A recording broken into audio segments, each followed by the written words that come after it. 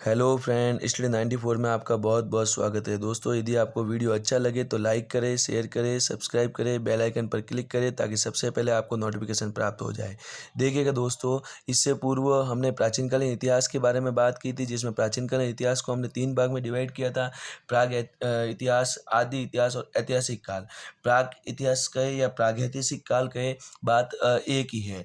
इसी संदर्भ में हमने प्राग इतिहास को 3 भाग में विभाजित किया था, जिसके अंतर्गत पाषाण काल, कांस्य युग और लोहा युग। पाषाण काल को भी हमने 3 भाग में विभाजित किया था, जिसमें पूरा पाषाण काल, मध्य पाषाण काल और नव पाषाण काल। पूरा पाषाण काल के बारे में हमने विस्तृत जानकारी प्राप्त कर ली थी। आज अपन पढ़ेंगे मध्य पाषाण काल के बारे में। देखिएगा दोस्तों, मध्य पाषाण काल को मीजोलिथिक एज के नाम से भी जाना जाता है। भारत के संदर्भ में इसकी पहली खोज 1867 ईस्वी में C.L. कार्लेट द्वारा इसकी खोज की गई थी। भारत में विंध्याचल पर्वतमाला के आसपास जो है, इस क्षेत्र में इसकी खोज करने का कार्य किया गया। देखिएगा दोस्तों, यहाँ से एग्जाम में क्वेश्चन पुटअप होने का कार्य होता है कि मध्य पाषाण काल के सर्वप्रथम साक्ष्य कहाँ से मिले हैं, तो विंध्याचल पर्वतमाला के आसपास के क्षेत्र से मिलने का कार्य हुआ है। भारत में मध्य पाषाण काल के अवशेष कब मिले हैं, तो 1867 में मिले हैं। किसके द्वारा मिले हैं, तो C.L. कार्लाइट के द्वारा मिले हैं। देखिएगा दोस्तों, मध्य पाषाण काल का समय काल 10,000 ईसा पूर्व से 4,000 ईसा पूर्व तक रहा है। देखिएगा दोस्तों, इसमें आपको कंफ्यूज नहीं होना है। यदि आपको पूछा जाए पूरा पाषाण काल का समय काल, तो उसमें 25 लाख ईसा पूर्व से 10,000 ईसा पूर्व बताऊंगे। यदि आपको मध्य पाषाण काल के बारे में पूछे तो 10,000 ईसा पूर्व से 4,000 जो है ईसा पूर्व के बारे में बताने का कार्य करोगे।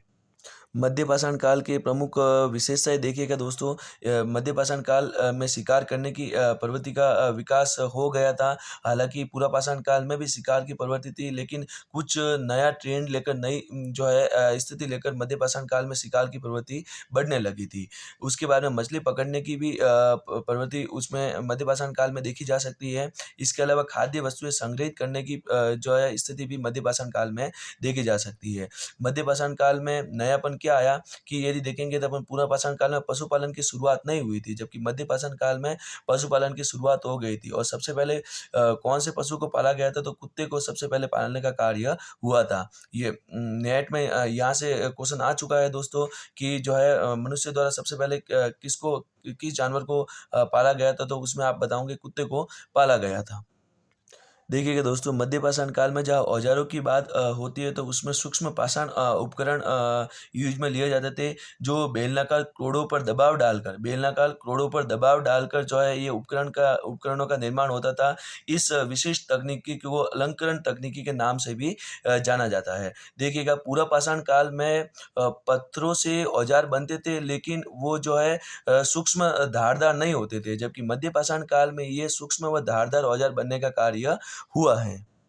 देखिएगा दोस्तों, मध्य पाषाण काल के प्रमुख स्थान देखेंगे, जिसमें बागोर राजस्थान में भीलवाड़ा जिले में बागोर नामक स्थान है। यहाँ से मध्य पाषाण कालीन जो है अवशेष प्राप्त हुए हैं। मध्य प्रदेश में आदमगढ़ नामक स्थान है, यहाँ से मध्य पाषाण कालीन अवशेष प्राप्त होने का कार्य हुआ है। देखिएगा दोस्तों, 5,000 ईसा पूर्व के पशुपालन के पहले साक्ष्य कहाँ से प्राप्त हुए हैं, तो बागोर और आदमगढ़। देखिएगा दोस्तों, इसमें आपको एक बात ध्यान रखनी है, यदि एग्जाम में दोनों ऑप्शंस दे दिए जाए तो इसमें से किस ऑप्शंस को आप चॉइस करने का कार्य करोगे, तो सबसे पहले आप बागोर को चॉइस करोगे, ठीक है ना। यदि बागोर ऑप्शंस में नहीं हो तो आप आदमगढ़ को चॉइस करने का कार्य करोगे। इसका आपको विशेष ध्यान रखना है कि 5,000 ईसा पूर्व में पशुपालन का पहला साक्ष्य यहाँ से अपने को देखने को मिलता है। देखिएगा दोस्तों, अगला स्थल है लेखहिया, जो इलाहाबाद में है, उत्तर प्रदेश में। सर्वाधिक मानव कंकाल यहाँ से प्राप्त हुए हैं। मनुष्य के सर्वाधिक कंकाल कहाँ से प्राप्त हुए हैं, तो इलाहाबाद जो उत्तर प्रदेश में है, वहाँ का एक स्थान है लेखहिया। ये स्थान है, यहाँ से सर्वाधिक मानव कंकाल के जो है साक्ष्य प्राप्त होने का कार्य हुआ है। देखिएगा दोस्तों, यदि आपको एग्जाम में पूछ लिया जाए कि मृदभांड का प्राचीनतम साक्ष्य कहाँ से प्राप्त हुआ है, तो उत्तर प्रदेश में इलाहाबाद में एक स्थान है चौपानी मांडो, वहाँ से जो है मृदभांड के प्राचीनतम साक्ष्य देखे जा सकते हैं। देखिएगा दोस्तों, इसी संदर्भ में कुछ इम्पोर्टेंट स्थल और आते हैं, जिसमें सराय, नहराय, महदहा और दमदमा। देखिएगा, एग्ज़ाम में अक्सर यहाँ से क्वेश्चन पूछ लिया जाता है और गलती यहीं पे होती है। तो मैंने एक ही स्थान पर इन स्थानों को लिख लिया है ताकि आपको अच्छे से क्लियर हो जाए। सराय नहर ये भी प्रतापगढ़ उत्तर प्रदेश में है। महदहा ये भी प्रतापगढ़ उत्तर प्रदेश में है और दमदमा भी प्रतापगढ़ उत्तर प्रदेश में है। देखिएगा मैं कुछ आपको इससे संबंधित ही कोई स्टोरी बताना चाहूँगा जिससे आपको याद करने में आसानी होगी।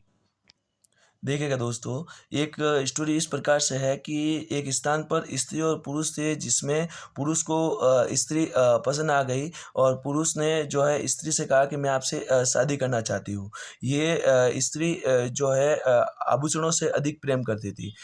यदि आज वर्तमान में यदि पूछ लिया जाए तो सोने के हैं, चांदी के हैं, ये आभूषण होंगे, लेकिन ये यदि प्राचीन काल में पूछ लिया जाए तो आभूषण किससे बनते थे? तो ज़ाहिर-सी बात है कि हड्डियों से आभूषण बनते थे। अब इसी स्टोरी को आप प्राचीन काल में ले जाओ कि प्राचीन काल में यदि पुरुष से स्त्री यदि आभूषण मांगेगी तो आभूषण क्या किस प्रकार से होंगे? ज़ाहिर-सी बात है कि हड्डियों से बने हुए आभूषण होंगे। तो जो है स्त्री ने पुरुष से हड्डियों से बने आभूषणों के बारे में बात की कि मेरे को जो है आभूषण चाहिए। इसी संदर्भ में जो है पुरुष अब जो है हड्डियों से बने आभूषण को लेने के लिए निकल पड़ा। अब उसके लिए आभूषण बनाने के लिए उसको जो है हड्डियों की आवश्यकता थी। इस संदर्भ में देखिएगा वह एक ऐसे स्थान पर गया जहाँ पर स्तंभगढ़ था। स्तंभगढ़ का मतलब आप देखोगे कि इस प्रकार का एक जो है स्थान था जहाँ पर गर्त बना हुआ था। अनेकों लोग यहाँ पर निवास कर रहे थे और उस व्यक्ति ने उस पुरुष ने वहाँ पर जाकर जो है लोगों से युद्ध करना आरंभ कर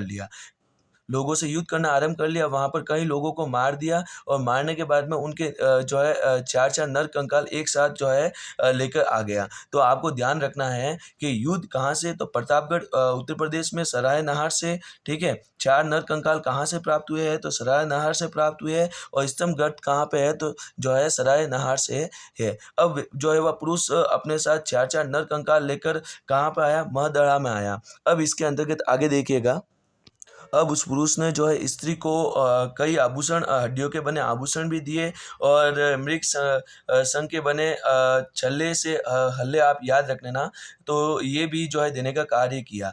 लेकिन स्त्री साथ में ही हंसते हुए बोलती है कि मैंने तो आपसे केवल जो है एक उपहास किया था, अर्थात मैं मजाक करने का कार्य किया था। पुरुष को आ गया गुस्सा और उसने जो है उसी स्त्री को जो है मारने का कार्य कर लिया, अर्थात स्त्री को भी उसने मार दिया।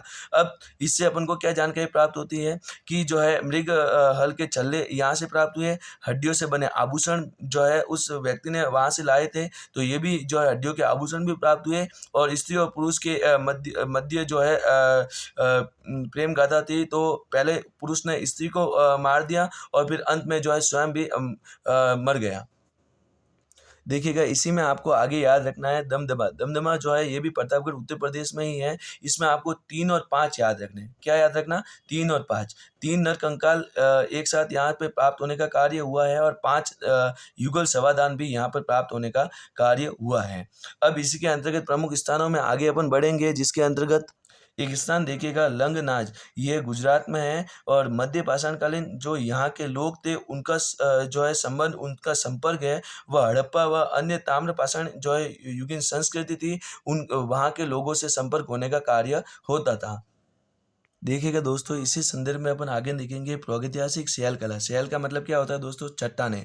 अब देखना कि जो है उत्तर में कुमाऊं की पहाड़ियों से लेकर दक्षिण में अपन देखेंगे तो दक्षिण में केरल तक जो है ये शैल कला विकसित थी। उसी अंतर्गत अपन देखेंगे पश्चिमोत्तर पाकिस्तान में 4 गुल एक स्थान है, वहाँ से लेकर पूर्व में ओडिशा तक ये व्यापक क्षेत्र फैला हुआ था। इसके प्रमुख स्थल आप देखोगे उत्तर प्रदेश में जो है मुरहाना की जो पहाड़ियाँ हैं वहाँ से।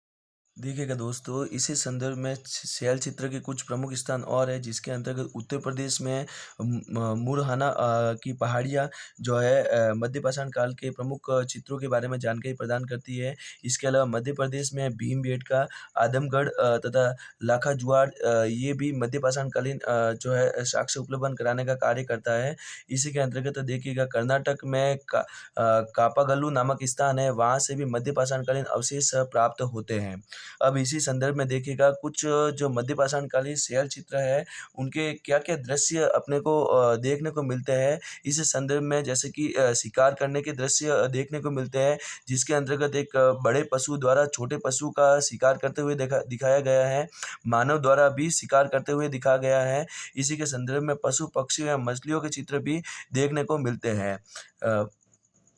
इसी में आगे मानव आकृति का चित्रांकन भी देखा जा सकता है, जिसके अंतर्गत मानव के द्वारा अनेकों क्रियाएँ करते हुए, भागते हुए, खेलते हुए, शिकार करते हुए, कुछ अन्य क्रियाएँ करते हुए भी दिखाया गया है। इसी संदर्भ में जो है शैल चित्र में रंगों का प्रयोग, कौन-कौन से रंगों का प्रयोग किया गया था, जिसमें गहरा लाल रंग का प्रयोग किया गया था, हरे रंग का प्रयोग किया गया था, सफ़ेद रंग का प्रयोग किया गया था तथा पीले रंग का प्रयोग करने का कार्य किया था। तो इस प्रकार से दोस्तों यदि आपको ये वीडियो अच्छा लगा हो तो लाइक करें, सब्सक्राइब करें, शेयर करें और कमेंट बॉक्स में कमेंट अवश्य करें। जय हिंद, धन्यवाद।